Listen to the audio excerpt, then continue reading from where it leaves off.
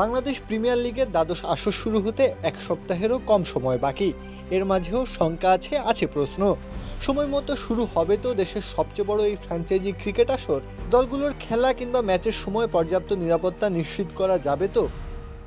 ২৬ December Sylhet বিভাগীয় স্টেডিয়ামে Rajshahi Warriors ও স্বাগতিক সিলেট টাইটান্সের ম্যাচ দিয়ে শুরু হওয়ার কথা এবারের আসর। মিরপুরে বিসিবি একাডেমি মাঠে সবার আগে অনুশীলনে নেমেছে রাজশাহী।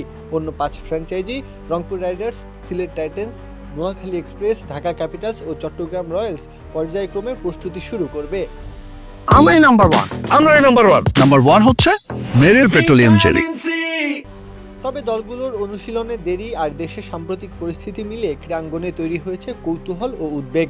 বিপিএল আদৌ সময় মতো হবে কিনা তা নিয়ে প্রশ্ন তুলেছেন সমর্থকরা।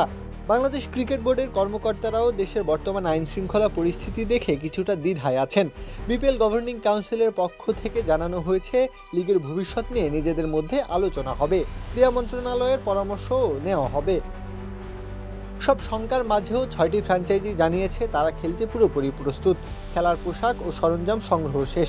পাকিস্তান থেকে আনা হয়েছে টিভি প্রোডাকশন টিম। ধারাভাষ্যকার ও ম্যাচ অফিসিয়াল নিয়োগও সম্পন্ন। ক্রিকেট সংশ্লিষ্টদের মতে এত আয়োজনের পর বিপিএল স্থগিত হয়ে গেলে আন্তর্জাতিক অঙ্গনে বাংলাদেশের জন্য নেতিবাচক বার্তা যাবে। অর্থনৈতিক দিকটিও বড় বিষয়। ফ্র্যাঞ্চাইজিগুলো ইতিমধ্যে বিপুল অর্থ ব্যয় করেছে। বিদেশি ক্রিকেটারদের সঙ্গে চুক্তিও চূড়ান্ত।